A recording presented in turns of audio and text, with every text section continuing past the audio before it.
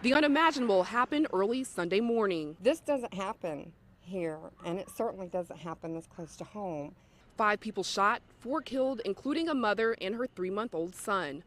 The only survivor, an 11-year-old girl, is recovering at a Tampa hospital. They don't even make movies like this because that's just past what you can wrap your head around to senselessly harm a child. Deputies received calls of a suspicious person Saturday night at around 7:30. They say the suspect was 33-year-old Bryan Riley. The witness told us that he pulled up and said words to the effect that God sent me here to speak with one of your daughters, Amber. And so they said, nope, no one here by the name of Amber. I'll give you the chronology later on by another person's version, but at that point in time, the suspect wouldn't leave. When deputies arrived, Riley was nowhere to be found. 9 hours later, gunfire erupted. Almost immediately, the sheriff's office began getting 911 calls of an active shooter. After a shootout with deputies, Riley surrendered. But when someone chooses to give up, we take them into custody peacefully. If he'd given us the opportunity, we'd have shot him up a lot. But he didn't, because he was a coward. The sheriff says these people were begging for their lives. As of right now, deputies say there's no connection between the suspect and his victims. Neighbors say this is one of the most chilling details. If it was just random, I mean, that could be any of us, anytime. You get to the point where, it's like someone knocks on your door, you don't even want to open it and you don't want to go out. There are reports a search warrant has been served at Riley's home in Brandon and that the bomb squad was needed. The Hillsborough County Sheriff's Office did tell me the bomb squad was sent out today, but they could not confirm the address. Reporting from Polk County, Jessica Ely, Fox 35 News. Taking a live now look this morning, everybody, at Lakeland, Florida, where that horrific incident happened. And now we're going to hear from Sheriff Grady Judd. Bryan Riley, our state attorney. I think simply the very best state attorney any place in the nation. And then we have Assistant Chief of Police in Lakeland, Sammy Taylor, who's with us today as well. Both of them will speak. And I do want to point out for those that may say, well, where's the chief? He's home with COVID and he's quarantining, and he offered to come to work, and the two assistant chiefs said, do us a favor, chief, stay home and get well. We also have Major Chris Colson and my chief of staff today, Steve Lester, with us. Now, I'm going to take a few minutes to outline what we know at this point in the investigation. I'm going to recap some of what we talked about this morning, but I need to underscore it now for everyone that this event started about 4:23 this morning. We gave our first briefing early this morning, and this is the second one, certainly in like 10 hours. Anything I say is subject to modification or correction at a later time. But as is the policy here in the 10th Judicial Circuit, we always provide all the information that we can as soon as we can so the community will know what we know. It's likely that some of the details that I give you today will change as the investigation and the crime scene work goes forward. And it's also important to note that there's some information that we cannot validate yet and or details that we will determine later. But we do have a lot of information to release concerning the suspect.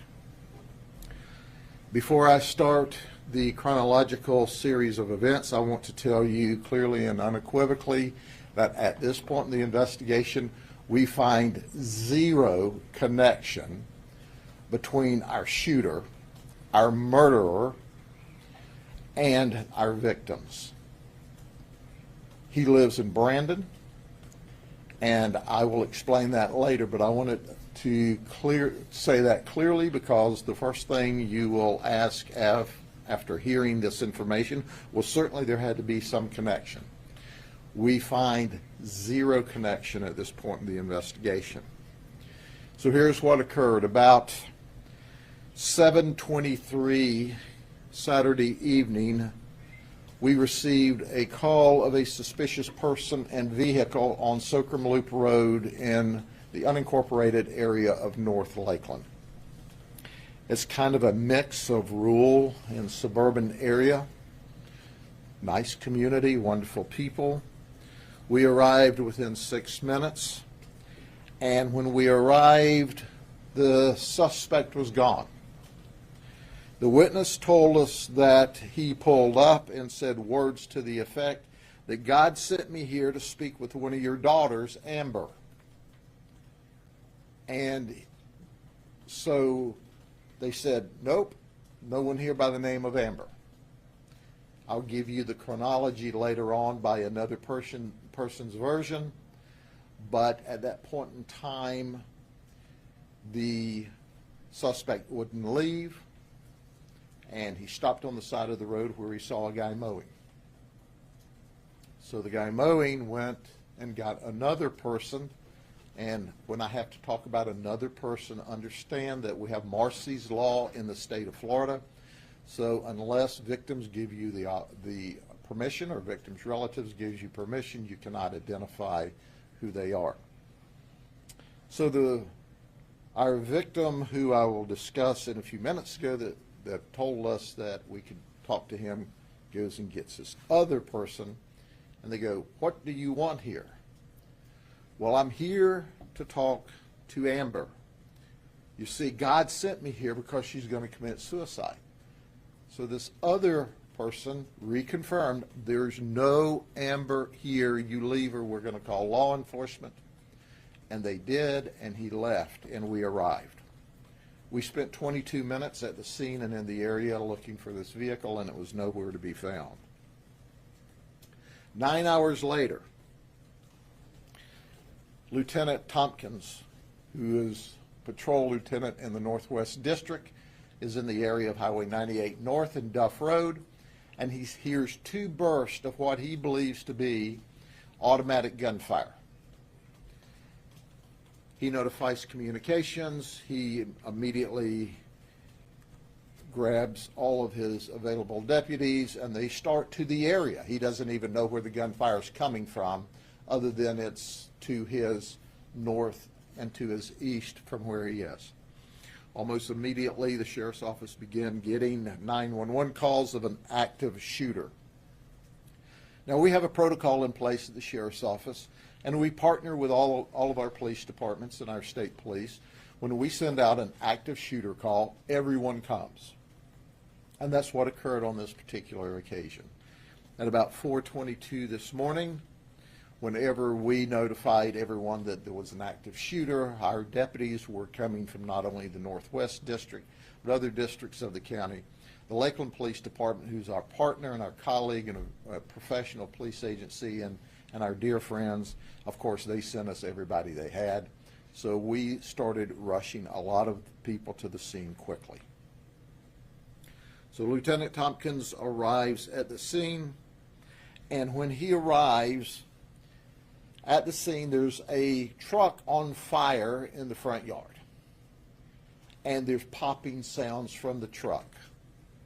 And he immediately noticed there's these glow sticks kind of in a path from the road up past the residence, as if it's creating a path.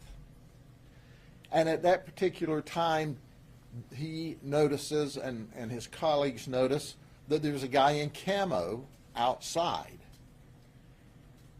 They did not see a firearm, and he ran back into the house. Well, ladies and gentlemen, in that particular area, 4:30, 5 o'clock in the morning, before you may be getting up, going into the woods, that's not totally unexpected dress if it weren't for the gunfire. But they see no guns. The suspect runs into the house, and then there's another volley of gunshots, and they could hear a woman screaming and a baby whimpering. At that point, Lieutenant Tompkins and his team attempt to make entry through the front door, and it's blocked. They go around to the back door, Lieutenant Tompkins goes into or forces his way into the house and is immediately confronted with this same person who now is wearing bulletproof vest, camo, knee protection, head protection, and there's a shootout. The suspect shoots at our deputy, our lieutenant, and our lieutenant shoots back, as we know now, apparently striking him. He retreats back into the house. The lieutenant retreats back. We set up a perimeter. At that time, the suspect starts shooting toward our deputies from inside the house. We begin to lay down directive fire so that we can get 3 deputies to a safe location who have been pinned down by the gunshots.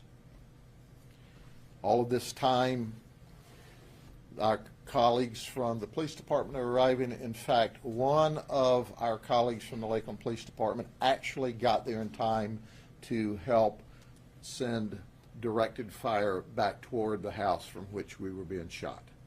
So now our deputies are shooting. All right, everybody, good morning. You're watching Live Now from Fox. You've been listening in to Polk County Sheriff Grady Judd talking about a quadruple homicide that has caught national attention. Right now, though, we are going to head on out to a live look of the New York skyline. It is